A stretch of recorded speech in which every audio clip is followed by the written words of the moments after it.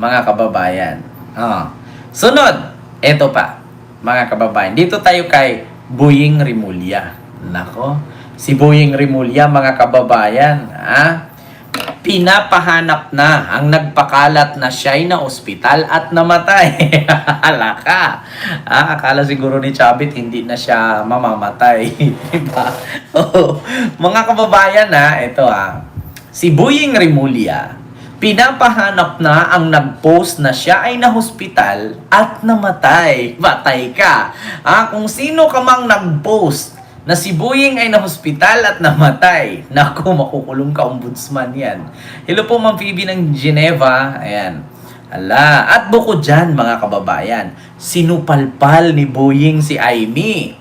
Kasi kung naalala ninyo, mga kababayan, sabi ni Aimee sa January 15, kakasuhan na daw ang mga senador na si Jinggoy, si Joel, si Mark Villar, si Nancy, si Grispo, si Chis Escudero, si Villanueva, kakasuhan na daw, mga kababayan. Ngayon, sabi naman ni Boying Rimulya, bakit alam ni Aimee yun? Buti pa siya, alam niya. Ako hindi ko alam. Tignan mo. Ito kasi problema ni Aimee. Chismosa kasi. So, sobrang kachismosa. Tignan nyo, sagutin ni Boying. Pinapahanap na ni Ombudsman Boying Rimulya. Wait lang, may ads lang mga kababayan. Trending in metal crafts. Alibaba.com, world-leading B2B e-commerce market. Pinapahanap na ni Ombudsman Boying Rimulya ang mga nasa likod ng bali-balitang na-ospital siya. At sa kanyang pagsipot ngayong araw, may pasaring si Rimulya kay Senador Aimee Marcos tungkol sa flood control scandal. Ang detalye sa agenda report ni John Manalo. Yan na, Aimee. Chismosa ka kasi.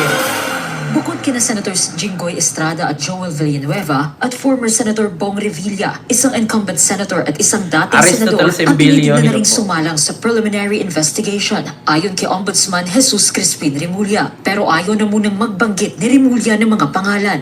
Let's just lay off on the names kasi it's misinterpreted and some people want to push the issue more and try to put a date. I will not do that. Tapos na tayo ron. I think we've learned our lesson from that. We cannot give any dates or any commitments about anything. It's just that you see us here every day working to make sure that justice is obtained by the Filipino people. Kaugnay nito, Wait lang mga kababayan. Saglit lang.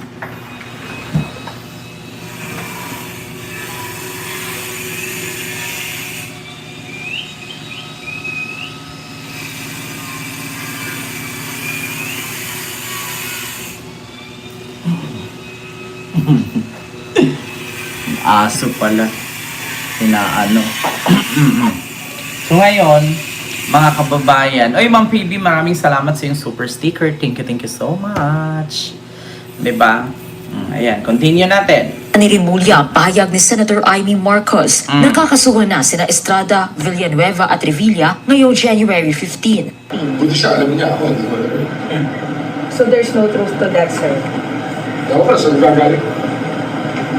Matatanda ang ilang senador at dating senador na rin ang nakasala ngayon sa fact-finding investigation ng Ombudsman kaugnay ng flood control scandal. Sa usapin naman ang sinasabing Cabral Files, selyado pa raw ito at hindi pa rin nabubuksan ng Ombudsman. Handa man silang buksan ito, delikado raw na pinag-uusapan at isinasa publiko ang laman o impormasyon mula sa mga dokumentong kasing sensitibo nito. Tama. Kung sasabihin na nanggaling sa isang tao na namatay na ang dokumento, paano mo patutunayan yun? Ang pwede magpatunay niya yung tao na namatay. O, kaya nga, paano ba? Bangon pa ba yun? Kaya naman makipagtalo ako sa isang bagay na alam natin nanggaling sa isang tao namatay na inaamin naman na nagsasabi. Anong pag-uusapan mo? Wala nang pag-uusapan. Hinamo naman ni Rimulya si Batangas 1st District Representative Leandro Leviste na tukuyin na ang mga nakikita niya sa hawak niya umanong mga dokumento. What does it prove? What does it prove? Why the urgency? Ano ba namang kailangan malaman doon? Siguro sila magsabi kung ano laman doon na dapat pinapansin namin. Diba? Ibang gagaling sa kanya, tapos sasabihin niya, bibigyan namin ng tuda yung aming pagkatao dito. Sabihin niya kung ano problema. Diba? Bibigyan niya ng motibo na parang wala kaming ginagawa. Araw-araw nandito lang naman kami. Pumunta siya. Inatasan na rin daw ni Remulla si Assistant Ombudsman Nico Clavano na kunin ang kopya ng mga nasabing dokumento mula kay De Viste. Ito ang unang press conference ni Remulla matapos lumabas ang mga balita sa social media na isinugot umano siya sa ospital. Pinaiimbestigahan na ni Remulla sa NBI kung sino ang mga nasa likod nito. Hala. Desidido raw ang ombudsman na sampulan ang mga nagpapakalat ng fake news dahil naniniwala siyang hindi titigil ang mga ito hanggat hindi na parurusahan. Para sa Patay. agenda, Joan Ayan na. Sabi ko sa inyo, umpisa na yan mga DDS. Sige, tuloy nyo. Ako, mag-send ako, dalawa. Ako, isi-send ko talaga yung dalawa. Nako, patay kayo dyan. Tignan nyo ako, dalawa, isi-send ko. Tignan ninyo, mga kababayan. Nako, sabi nga ni Boying, hindi magtanda pag hindi nasampulan. Mga DDS, ayan na. Sige na, tuloy nyo pa. Oh, nako. Sabi ko nga sa inyo, si Boying, pumapatol yan. Alam niyo naman may edad na yan, mabilis na mapikon. Diba? Oo, pumapatol yan. Kaya sa ginagawa ninyo, kung noon si General Torre, tawag doon, na nasampulan si Jun Avinis, ay, nako, ngayon, ewan ko lang kung sino. DDS, sabi ko siyo, napakadami yung nagsishare. Ako nga, pinagpiestahan ninyo ako sa social media, nagpaalam ba kayo sa akin na ipopost nyo yung bahay ko, mukha ko at sasakyan ko? Nagsabi ba kayo? Alam ko kung saan ang galing yan. Kaya yung 1 billion cyber libel, make sure na kaya mo yan. Ewan ko lang kung saan lupalop ka. Ewan ko kung uuwi ka pa galing Thailand. Ewan ko lang. Nako, sinabi ko sa'yo. Sabi ko sa'yo, 1 billion cyber libel, tutuhanin ko yan. Maghintay ka lang.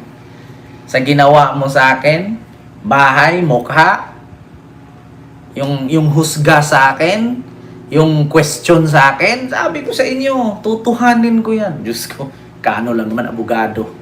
Tignan lang natin. Ultimo sasakyan, yung safety ko. Pag nag-drive ako ng sasakyan, hindi ko alam ngayon sa dadaanan ko na may makakilala sa sasakyan, bigla akong targetin, bigla akong barilin dyan, patay ako kasi pinus nila eh. Diba? Sabi ko talaga, sa punot dulo na nag-post niyan, good luck sa'yo. Nagyabang ka pa, may pampiyansa ka, tangina mo. 1 billion cyber libel.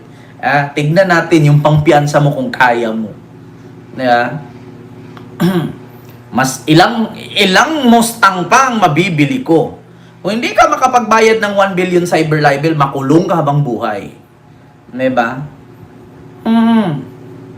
Sabi ko sa inyo, security ko. Buhay ko yung nilabas niyo, mukha ko yun, no?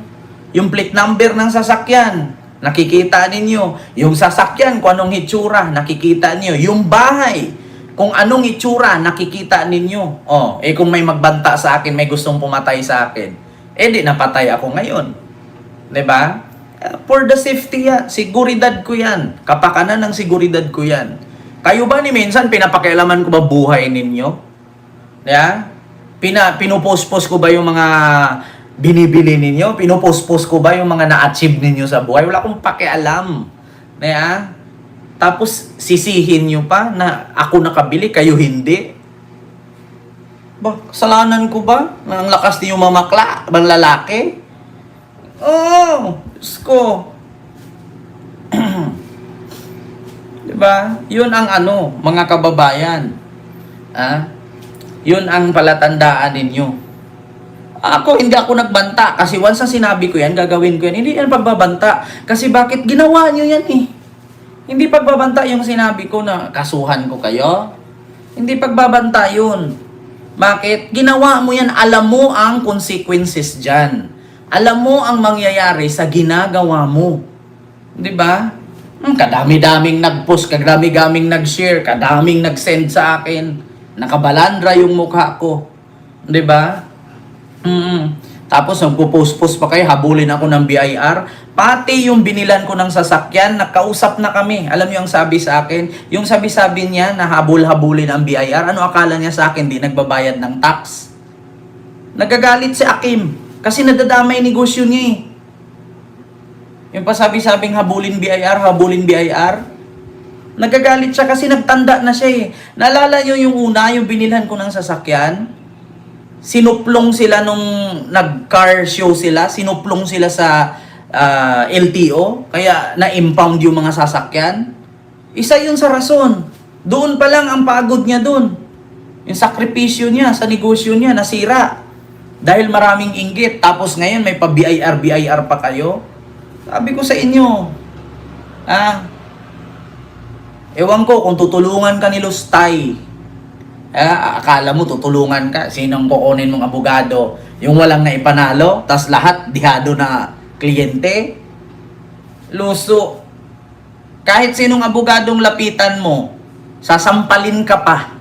Sasabihin lang ng abogado mo, anong rason mo ba't pinus mo yan? Tatanungin ka ng abogado mo ngayon, anong rason mo ba't pinus mo yan?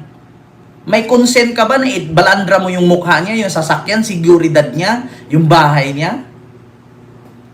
Ganun lang sasabihin ng abogado ngayon. Ano bang ginawa niya sa'yo? Pinus din ba yung mga ari-arian mo? Pinus ka ba? Pinus ba yung hubad mong larawan? Wala naman. Diba? Yan ang pinaka mahirap sa inyo. Kasi ang akala ninyo, tutulungan kayo. Diba? Yun ang ano ninyo, ang akala ninyo ay tutulungan kayo ng mga amo ninyo. 'Di ba? Kung itutuloy ko talaga yan, maniwala kayo sa akin.